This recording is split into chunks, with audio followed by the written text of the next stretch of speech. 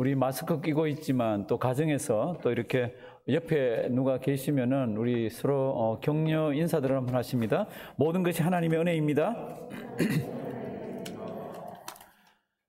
지난 시간에 우리 사도 바울이 유라굴라 광풍을 만나서 어려운 가운데에서 이제 14일 동안 밥을 못 먹고 15일째 되는 새벽에 빵 조각을 들고 살아계신 하나님 아버지 앞에 성경을 보면 축사했다고 그랬습니다. 그렇죠? 감사했다고 그랬습니다. 그 감사가 가능한 감사입니까? 그럴 때 불가능한 감사죠.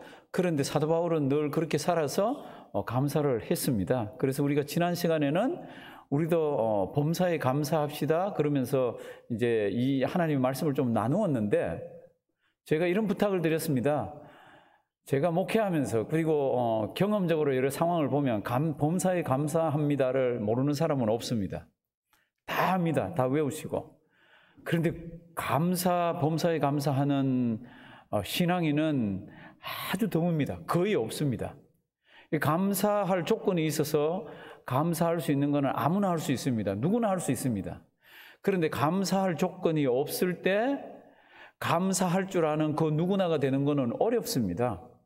그래서 우리가 평생 한번 감사의 습관을 한번 길러보자고 지난주에 제가 부탁을 하나 드렸습니다. 성경책에는 없는데 하나님께서 일반 은총을 주신 하나님 연구자들을 통해서 평생 감사하려면 이렇게 하면 된다라는 연구를 내놓은 게 있습니다.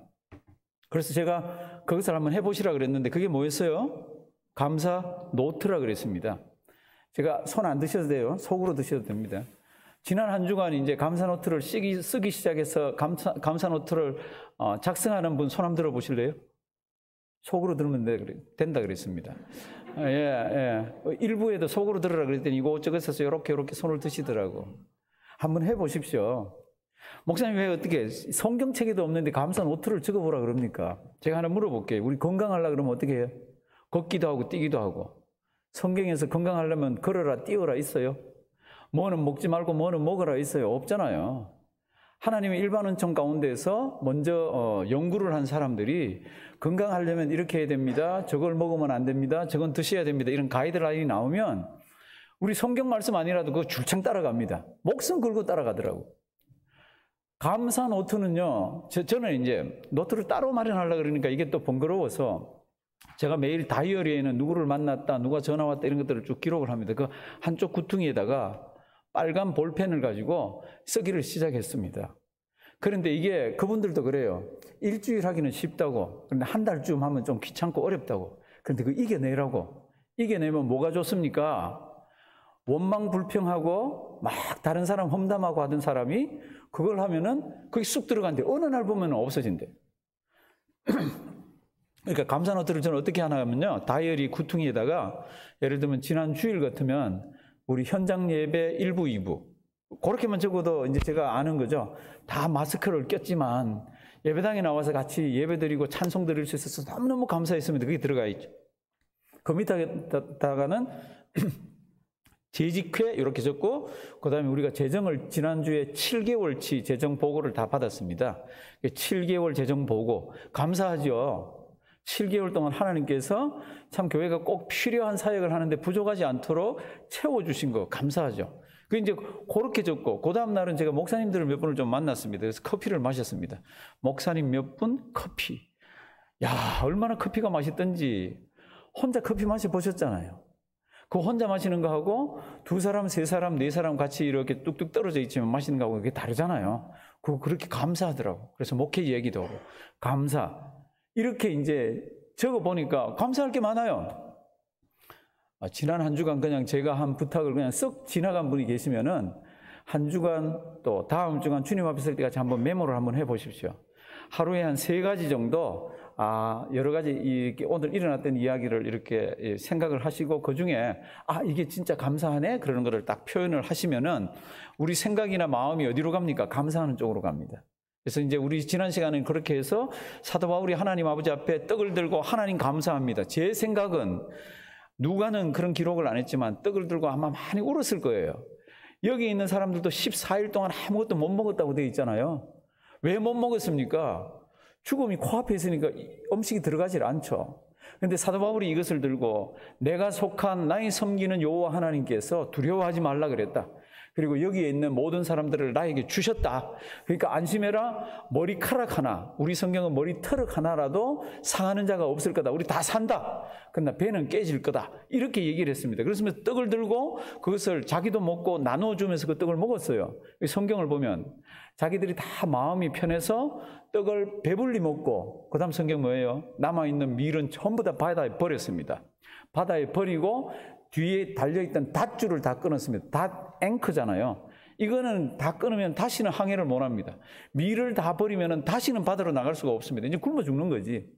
그러니까 이제 마지막 항해로 이제 섬을 향해서 들어가다가 샌드바에 걸립니다. 모래톱에 딱 걸리고 뒤에는 깨지고, 수영할 줄 아는 사람은 수영해서 나가고 수영 못하는 사람은 널빤지를 잡거나 배에 있는 물건을 쥐고 나갔습니다. 전부 물에 빠진 생쥐처럼 해서 나갔습니다.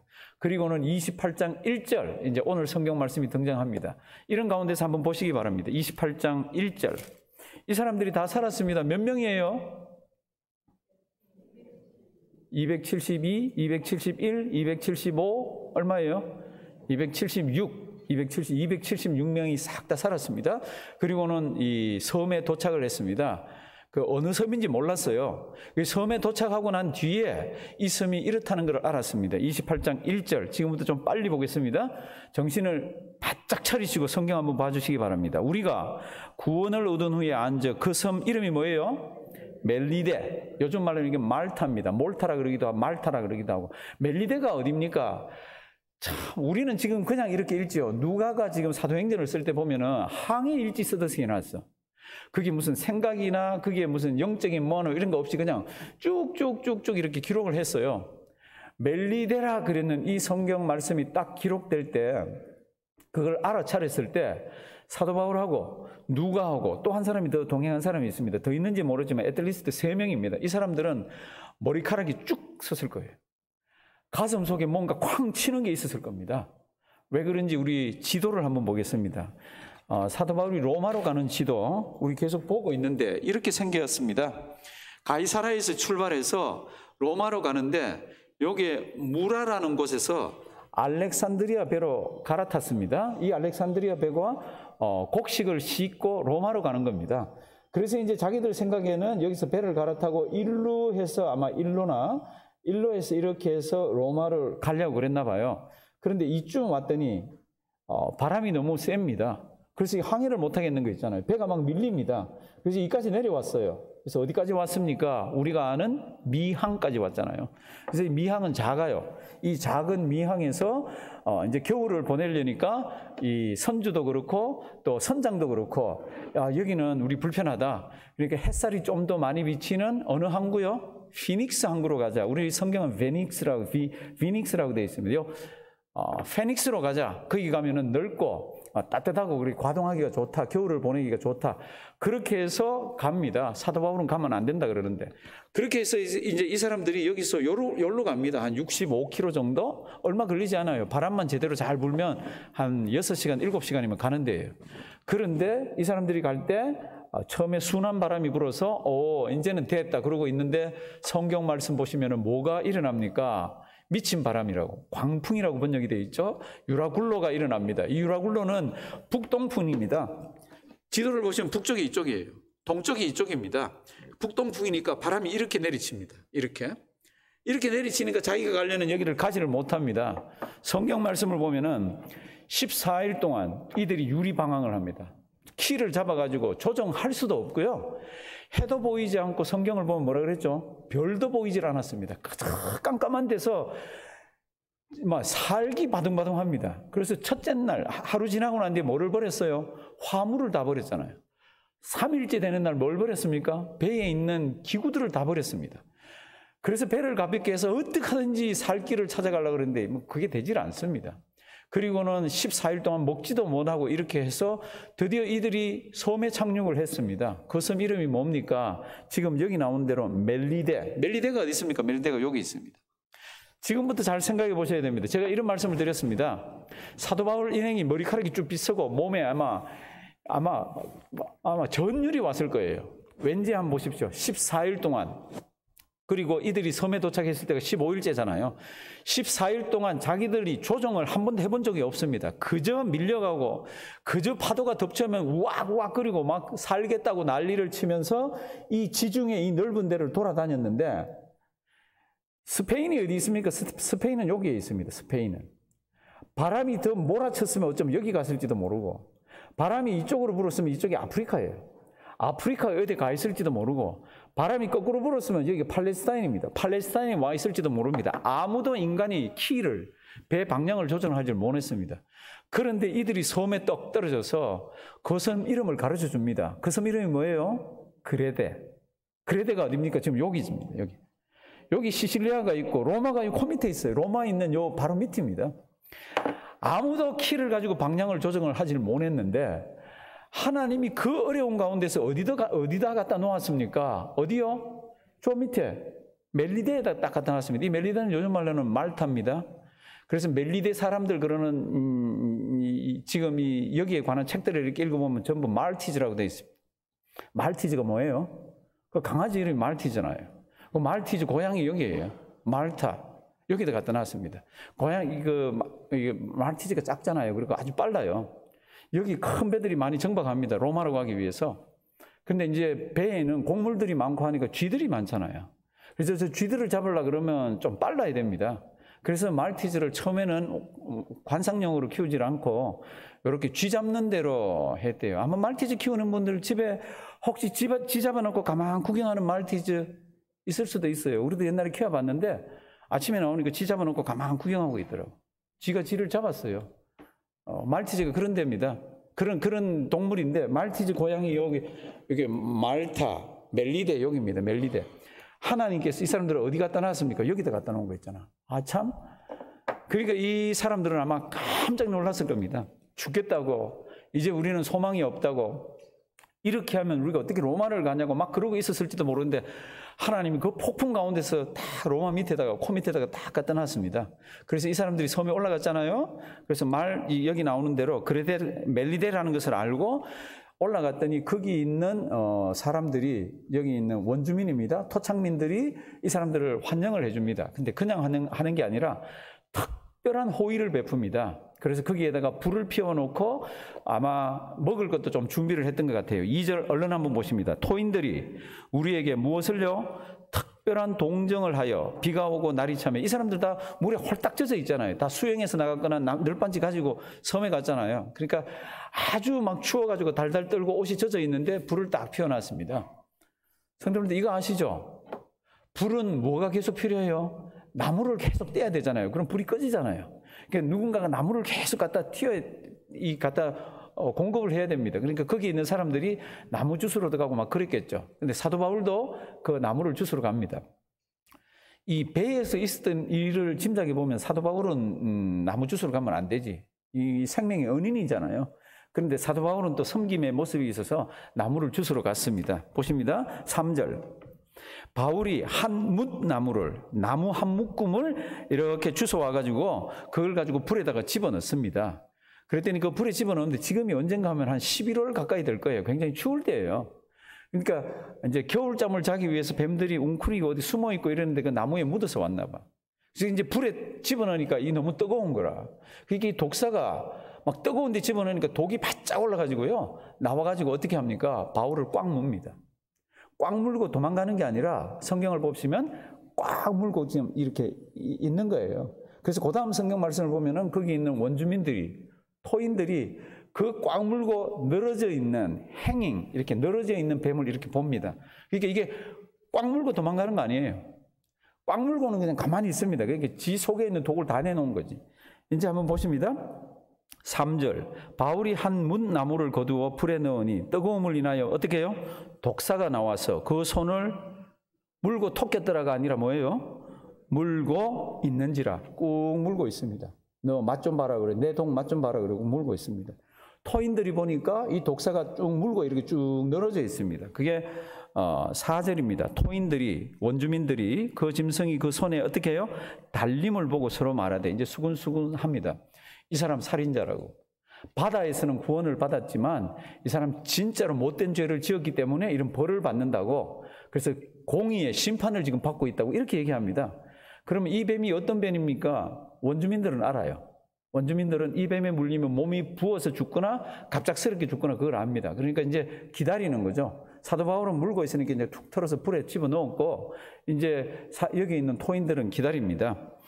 6절, 그가 붙든지 혹 갑자기 엎드려져 어떻게 해요? 죽을 줄로 저희가 어떻게 합니까? 기다립니다. 이 사람들이 아이고 구구 그러고 이걸 빨아주거나 아니면 뭐 응급처치를 해주는 게 아니라 이건 저건 죽었다고 우리 섬에서 저 뱀에 물리면 다 죽는 거예요. 그러면서 이제 기다렸더니 성경 말씀이 이렇습니다. 오래 기다려도 그에게 아무 이상이 없습니다. 이게 이 사람들이 생각을 달리합니다. 고쳐서 뭐라 그럽니까? 이 사람은 신이네? 이렇게 합니다. 다른 곳에서는 신이네 그러면 와서 절도 하고 뭐 와서 숭배하려고 그랬는데 여기는 그거로 끝이 나 있습니다. 하여튼 누가가 재밌어요. 누가가 그냥 항해 일지 적듯이 그냥 간단하게 적습니다. 그 다음에 이제 나오는 성경 구절이 한 4개 정도 있는데 한번 보시면 돼요. 7절. 이 성에서 제일 높은 사람 이름이 보블리오입니다. 그 사람이 부자입니다. 토지도 있고. 이 사람이 한 사흘 동안이나 우리를 영접해서, 이 우리가 누군지 모르겠어요. 사도 바울 일행 3명인지 아니면 여기 다 같이 올라가는 우리인지 하여튼 우리를 영접해서 한 3일 동안 친절하게 자기 집에 와서 평안히 있으라 그럽니다. 제가 볼 때는 여기 있는 사람들 다 아닌가. 왜냐하면은 지금 추워가지고 물에 홀딱 빠져가지고 지금 섬에 도착했는데 군인들이나 여기 있는 사람들이 다 자기들 뭘 치거나 할 그런 여건이 안 되잖아요. 그러니까 한 3일 동안 아마 이분이 잘 돌봐줬는데 그 다음 성경 말씀 보면요. 누가가 의사잖아요. 이 보블리오라는 사람 아버지를 보니까 이 사람이 아픈데 자기가 의사로서 병명을 가만 보니까 이 사람은 열병, 그 다음 뭐예요? 이질 2개가 이렇게 걸려 있습니다. 그러면 자기가 의사니까 일로 와 보세요. 그리고 이렇게 하시면 됩니다. 저렇게 하시면 됩니다. 그리고 이렇게 처방을 해준 게 아니라 그 다음 성경 말씀 보면 또 다르게 이게 진행이 됩니다. 8절. 보블리오의 부친이 열병과 이질에 걸려 누웠거늘 바울이 들어가서 뭐합니까? 기도하고 그에게 뭐합니까? 안수하여 낫게 했습니다. 그리고 이 작은 섬에 그 소문이 쫙 퍼지니까 거기에 있는 사람들 중에 아픈 사람, 안 아픈 사람 손 한번 들어보실래요? 지금 우리 현장까지 나오셨는데 진짜로 손 한번 들어보실래요? 아무도 없죠? 다 아픕니다. 다 아픕니다. 이게 아픈 사람 다 오는 거예요. 처음에는 중한 사람은 왔겠죠. 근데 중한 사람 나왔고 그 다음에는 그러니까 사람들이 막 왔습니다. 그렇게 해서 거기에 병든 사람들 고치게 해주고 그리고는 그 사람들이 고맙습니다. 그리고 예를 표해서 뭔가 좀 이렇게 주는 걸 받고 자기들 출발할 때도 뭘 주었고 요 내용이 들어 있습니다. 요까지 딱 이제 가서 요 섬에서 이야기는 끝이 납니다.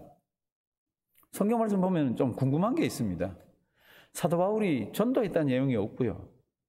예수를 전했다는 이야기가 없습니다. 전도받고 구원받았다는 사람이 없습니다. 그리고 교회에 세워졌다는 이야기가 하나도 없습니다. 이게 하나도 없습니다. 근데 제가 하나 물어볼게요. 여기 3개월 있었습니다.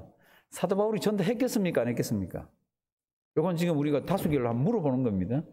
전도했겠습니까? 안 했겠습니까? 했죠. 어떻게 알아요? 사도 바울이 지금 병자들이 오면 뭐 했어요? 기도했습니다. 안수했습니다. 어떻게 기도하죠? 상식이잖아요. 누구 이름으로요? 예수 이름. 이 사람들이 처음 들어보는 이름으로 기도를 합니다. 처음 들어보는 방법으로 이들의 병을 낫게 합니다. 예수 전했겠습니까? 안 전했겠습니까? 전했죠. 예수 믿는 사람이 일어났겠습니까? 안 일어났겠습니까? 일어났죠. 교회가 세워졌겠습니까? 안 세워졌겠습니까? 세워졌죠. 사도행전에 뭐예요? 복음이 쭉 전파되어서 로마까지로 가서 땅끝까지 가는 것을 묘사하고 있잖아요. 그 중에 사용되는 것이 사람들입니다. 사람들이 다니면서 주님의 복음을 전가하는 그 흔적 중에 3개월이 지금 아무 이야기도 없습니다. 그냥 병만 낫고 안수했다는 이야기가 있습니다. 우리가 사도행전을 보고 성경을 보는 거로는 여기에 믿는 사람도 그리고 여기에 교회도 세웠을 겁니다. 이게 학자들이 이게 너무 궁금해가고요. 이 섬에 있는 옛날의 고전 문헌들을 막 찾아보니까 교회가 있는 거 있잖아요. 그리고 교회가 섰는데 첫 번째 초대 감독, 첫 번째로 섰던 교회 이름 모르겠어요. 첫 번째로 섰던 그 교회의 첫 번째 감독이 이름이 뭡니까? 그러니까 보블리오예요. 그러니까 이 교회사를 연구하는 사람들은 여기 교회가 섰다라고 얘기합니다. 사도 바울이 이렇게 3개월 동안 이렇게 했는데 오늘 이제 정작 제가 보고 싶은 거는 앞으로 얼른가 봅니다. 2절, 3절, 4절 불을 피워놨습니다. 3절 보시면은 바울이 나무 단을 가지고 거기에 불을 이렇게 이제 좀 뗍니다. 그럴 때 독사가 나와서 물었습니다. 독사가 물었어요. 이것까지는 우리 다 봤잖아요. 근데 우리가 조금 생각해 봐야 되는 거는 성도님들, 사도 바울이 지금 로마로 가기 위해서 얼마나 고생을 했습니까? 바다에서 지금 아마 구토할 만큼 했고, 자기도 이리저리 밀려다니면서 소망 없이 나도 어쩌면 죽었다 그러면서 이렇게 14일을 지냈잖아요. 이 고통과 이 고난은 이루 말할 수가 없습니다. 그런데 땡큐 하게도 하나님께서 구해주셨어. 우리가 알잖아요. 내가 속한 나의 섬기는 하나님이 염려하지 말아라. 다 구원받는다 이렇게 얘기해 주셔가지고 이제 뭐 떡도 먹고 이렇게 해서 구원을 받았잖아요. 그러면 이제 로마로 갈 때까지는 다른 일이 없어야 되잖아요. 근데 지금 무슨 일이 일어났죠? 뱀이 와서 꽉 물었습니다. 그것도 물고 그냥 독만 조금 찍 뿌리고 간 게 아니라 물고 늘어져서 지 독 있는 걸 다 뿌렸습니다. 사도 바울이 죽게 된 거 있잖아요. 물론 살았지만은 성도 여러분들, 이런 걸 어떻게 이해를 하셔야 돼요? 어떻게 이해하실래요? 하나님은 이럴 때 어떤 생각을 가지고 이런 일을 일으키셨을 것 같아요? 성경에는 이야기가 없습니다. 성경은 침묵하고 있습니다. 단지 이런 것들은 있다라고 얘기합니다. 이 성경 저 성경을 보면 예수를 잘 믿어도 하나님의 백성이라도 그가 신앙이 좋아도 그가 살아가는 그 한평생에는 고난이 있고 고통이 있고 어려움이 있을 거라는 겁니다. 그러니까 사도 바울도 지금 바다에서 그렇게 고생을 하고 올라왔는데 지금 여기에서 또 이렇게 뱀에 물려가지고 지금 이거 뭐 276명 중에 사도 바울만 이런 거 있잖아요. 성도 여러분들 어떻게 생각하세요? 이 정도 열심히 하고 이 정도 잘 믿었는데 기가 막힌 성경이 기록되어 있습니다. 사랑하시는 성도 여러분들, 아까 우리가 찬송을 451장을 찬송 전능하신 여호와여 나는 순례자이오니 3절 가사 혹시 기억하세요?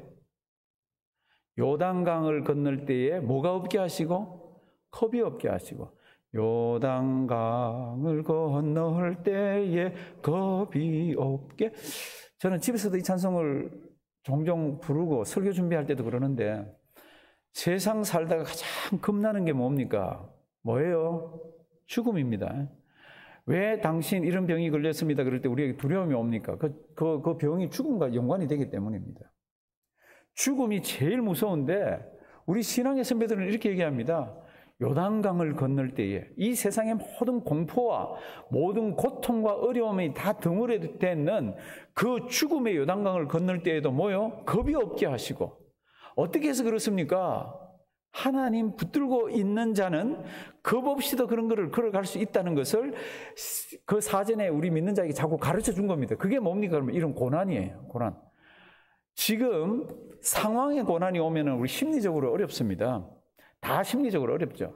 그런데 우리 육신의 고난이 오면요, 또 질병이나 이런 것들이 우리를 꽝 칠 때는요, 이거는 진짜 어떻게 해볼 수가 없습니다.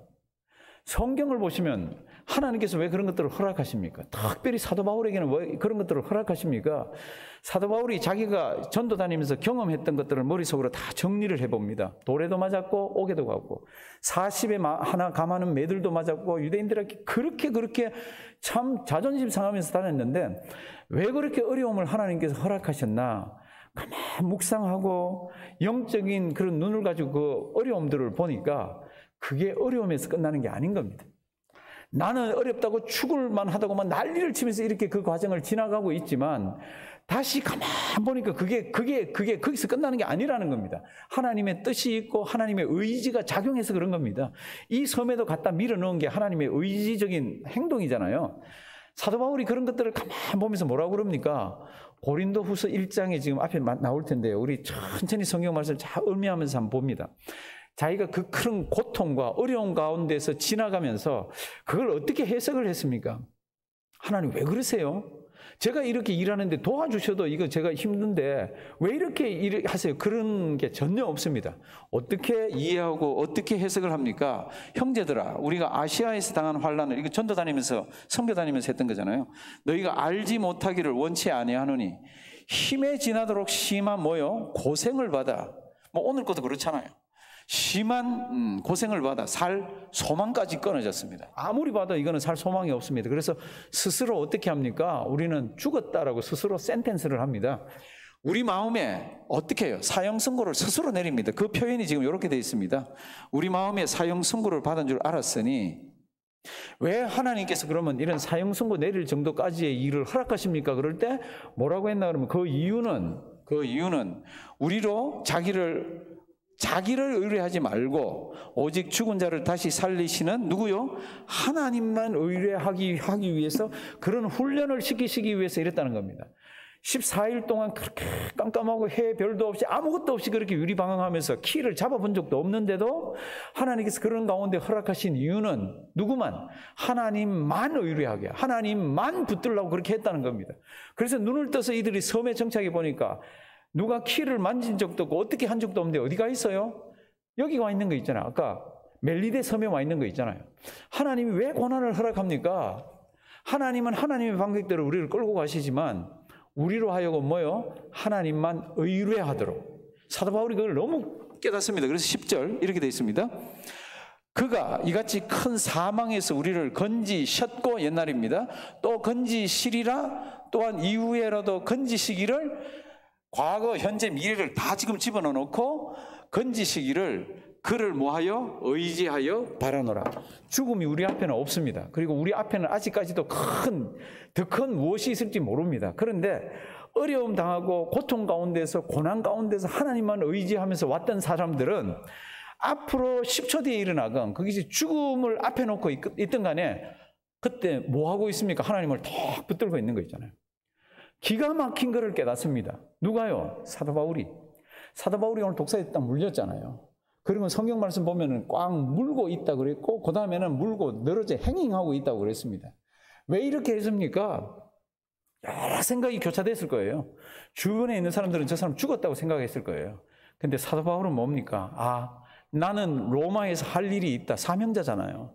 하나님께서는 분명히 나로 하여금 이렇게 물리게 했을 때는 의미가 있을 텐데, 나로 하여금 하나님을 더 붙들게 하는 것 하나, 그리고 이것을 보면서 여기 있는 사람들이 마음을 열어서 이제껏 접해보지 못했던 하나님의 예수 그리스도에 관한 이야기를 여기에 전하라 그러나 보다, 그리고는 3년을 여기 있잖아요. 그리고 오는 병자마다 뭐 했습니까? 기도했습니다. 오는 병자마다 뭐 했습니까? 안수했습니다. 누구 이름으로요? 예수 이름으로. 그리고는 아까 옆에 있는 도와주는 사람들에게 예수를 전하고 했는 역사가 여기에서 일어났을 겁니다. 사랑하시는 성도 여러분들, 우리 인생을 살아보면요, 어려울 때가 있어요. 눈물이 뚝뚝 떨어질 때가 있습니다. 크게 어려울 때는 남한테 얘기도 못 합니다. 혼자 밤에 주섬 일어나서 옆에 남편이 있건 옆에 아내가 있건 아이가 있건 아무도 도움이 되질 않습니다. 그래서 가만히 생각해보면 어쩌면 이러다 내가 죽는지 모르네. 그러면 그 고독함과 그 고통과 거기에서 오는 여러 가지 이렇게 얽매이는 것들이 얼마나 큰지 모릅니다. 그런데 그 얽매이고 큰 것 가운데서 다시 눈을 떠서 하나님만 붙들면서 하나님만 바라보면 그 어려운 가운데서 오는 하나님의 은혜가 얼마나 큰지 모릅니다. 14일 동안 하늘에 해도 없고 별도 없고 이렇게 쫓겨가는 가운데서 사도 바울은 경험했잖아요. 주의 사자가 자기 옆에 서서 두려워하지 말아라. 내가 속한, 내가 섬기는 여호와 하나님 아버지께서 너를 이렇게 인도하신다는 그 확실한 그 주시는 은혜를 받잖아요. 언제 확실하고 언제 큰 은혜를 경험하고 깨닫습니까? 이런 고통 가운데 있습니다. 그러니까 하나님께서는 이런 고통을 허락을 하시더라고요. 우리가 할 일은 뭡니까? 이 고통 가운데서 누구만? 여호와 하나님만 의지하고 붙들면 그 고통 가운데 주시는 은혜를 맛보고 그 고통 가운데 고통을 이겨낼 수가 있다는 겁니다. 지금부터 한 3,000년 전에 정말로 신앙이 좋은 분입니다. 이분은 여러 사람도 경험해보고 무지무지하게 여러 환경들을 경험해봤습니다. 그러면서 자기가 어려웠던 것을 정리를 합니다. 이거는 내가 정말로 사망의 음침한 골짜기 같은 그런 데를 걸어가고 있는 때구나. 사망의 음침한 골짜기 뭔지 아시잖아요. 다른 사람은 경험하지 못하고 나만 경험했던 겁니다. 다른 사람에게는 다른 사람의 사망의 음침한 골짜기가 있습니다. 그 죽을 것 같은 그 고통스러운 그 사망의 음침한 골짜기를 지나가는데 이가 그때 원망했다거나 불평했다거나 하나님 왜요? 이렇게 한 게 없습니다. 뭐라 그러죠? 제가 그렇게 그 사망의 엄침한 골짜기를 걸어갈 때에도 저에게는 부족함이 없었습니다. 이유는 딱 하나, 하나님이 나의 목자였기 때문입니다. 그래서 뭐라 그러죠? 내가 사망의 엄침한 골짜기를 다닐지라도 해를 두려워하지 않을 것은 뭐예요? You are with me. 그때도 하나님이 나와 함께 하시다는 겁니다. 그런 확실한 것을 언제 깨닫습니까? 이럴 때 깨닫는 거 있잖아요. 사망의 엄청난 골짜기가 없었으면 다윗은 그런 걸 잘 못 깨달았을지도 모릅니다. 그런 고통 가운데서, 그런 눈물 가운데서 다윗이 깨달은 게 뭡니까? 그때도 주님의 지팡이와 막대기가 보이지 않지만 바쁘게 움직이시면서 나를 붙들고 가네. 내가 할 일은 하나님만 붙드는 거네. 사랑하신 성도 여러분들, 우리 신앙의 선배들, 이렇게 신앙생활한 사람들은 다 주님의 은혜를 맛봤습니다. 요셉 아시잖아요. 참 요셉 그러면 우리 다 그냥 속으로 통쾌하게 그 사람 그러지만 그의 생활과 성경에 있는 이야기들을 쪼개서 보면 참 그와 같이 답답하고 그와 같이 고통스러운 게 어디 있습니까? 하루아침에 아버지 사랑을 받다가 종으로 팔려가잖아요. 그때부터는 종놈입니다. 그게 억울한 누명을 쓰잖아요. 그런데 원망불평이 하나도 없습니다. 옥에 가잖아요. 원망불평이 하나도 없습니다. 뭐예요? 하나님이 나를 보고 계신다. 하나님은 아신다. 그러면서 하나님만 의지하고 하나님만 붙들더라고요. 13년의 그 고통스러운 세월이 끝나고 난 뒤에 하나님께서 하나님의 길들을 가게 만들어 놓으신 하나님의 영광을 위해서 사용을 하시더라고요. 사랑하신 성도 여러분들, 제가 우리 목회를 하면서 어떨 때 참 힘들어하는 분들이 있습니다. 참 이제 죽어요. 암입니다. 참 이럴 때 목사로서 위로해 줄 만한 그런 게 별로 없습니다. 그러니까 처음부터 끝까지 다 듣죠. 그때 뭐 기도하세요. 그때 성경 보시면 됩니다. 그건 다음이에요. 얘기하면 다 듣고 그분은 참 외로워서 울면서 얘기를 합니다. 우리 아이가 아직까지 어린데 참 제가 할 일이 뭐가 있는데 막 울면서 얘기를 합니다. 얘기를 다 듣고 난 뒤에는 제가 이런 얘기를 합니다. 저는 성도님이 10년, 20년 뒤 훗날 오늘을 보면서 하나님께 감사하는 그런 감정이 있기를 바란다고. 10년, 20년 뒤에 목숨이 살아있어가지고 생명을 연장해 준 거 하나님께 감사하기를 바란다고 그럽니다. 왜 그렇습니까? 하나님께서 이 어려움을 주신 이유는 그 어려운 가운데서 고독하게 눈물을 흘리면서 혼자서 눈물을 흘리면서 기도했던 그 하나님 앞에서의 그 하나님 붙드는 그 훈련이 누군가가 다른 사람 옆에 그런 어려움 당하는 사람이 있습니다. 그 어려움 당한 사람이 있을 때 목회자가 옆에서 해줄 수 있는 게 상당히 제한적입니다. 영적으로 말씀도 그리고 위로도 하나님 뭐 이렇게 하지만 제가 목회하면서 보니까 비슷한 병을 먼저 앓으면서 그걸 겪어왔던 사람이 전화만 들고 누구예요? 그러면 전화만 들어도 서로 울더라고.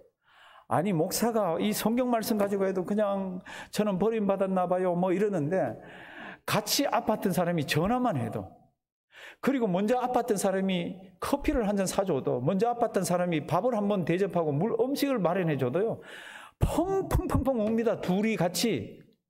왜요? 그게 하나님께서 인생을 다루시는 방법이라.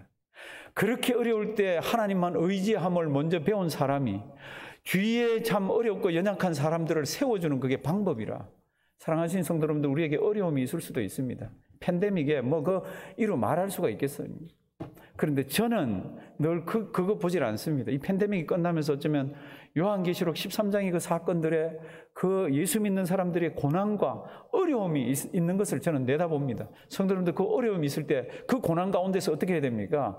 우리 로마서 8장 18절을 보면 우리 신앙의 선배들이 그 고난 가운데서 무엇을 보았습니까? 얼른 한번 보시겠습니다. 다 같이 읽습니다. 생각건대 현재의 고난은 장차 우리에게 나타날 영광과 좋게 비교할 수 없도다.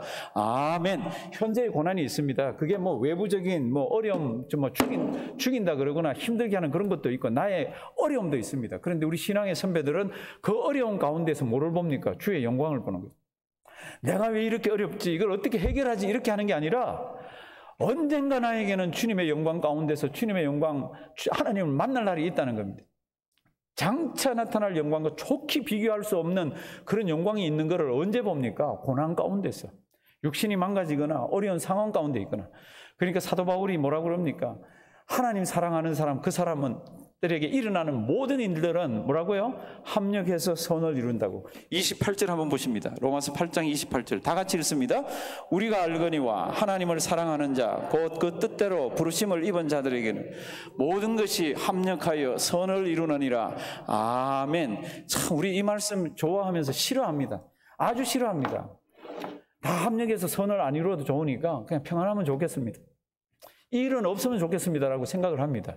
근데 하나님의 방법은 하나님의 방법대로 우리를 끌고 가십니다. 그게 아닙니다. 어려워도 그것까지 합쳐서 모든 것들이 막 굴러서 갑니다. 14일 동안 그냥 광풍에 밀려다녔지만 키 하나 잡고 움직인 사람이 없는데 어디 가 있습니까? 그 말타 섬이 가 있는 거 있잖아요. 로마에 더 가까이 놓은 그 하나님의 은혜. 참 사도 바울과 이 사람들은 깨달았을 겁니다. 우리 아무리 어려워도요, 아무리 힘들어도요, 고난이 있어도요, 하나님의 백성들은 그 가운데서 하나님만 붙드는 겁니다. 만약에 내가 잘못해서 하나님 앞에 고난을 받고 있으면 그거는 뭐 간단합니다. 회개하면 되는 거죠. 하나님, 제가 잘못했습니다. 그런데 이유 없이 잘 모르겠는데 어려움이 있을 때는 하나님만 꽉 붙드십시오. 그게 복입니다. 하나님만 꽉 붙드십시오. 그게 장차 우리에게 더 큰 고난 닥칠 때 이길 수 있는 힘입니다. 우리 성도님들 그런 아름다운 신앙의 우리 모습을 갖는 자들이 되기를 주님의 이름으로 부탁드립니다. 살아계신 하나님, 귀한 말씀 주셔서 감사드립니다. 다른 거는 몰라도 한 가지만 잊지 말게 해 주시옵소서. 우리에게 고난이 다 닥칩니다. 그때 하나님만 붙들고 의지하는 우리 되게 해 주시옵소서. 주님 앞에 귀한 예물들 올려드립니다. 기뻐 받아 주시옵시고 하나님 사역에 아름답게 사용하시고 이 어려울 때에 곳간이 비지 않도록 하나님 역사해 주시옵소서. 예수님의 이름으로 기도드리옵나이다. 아멘.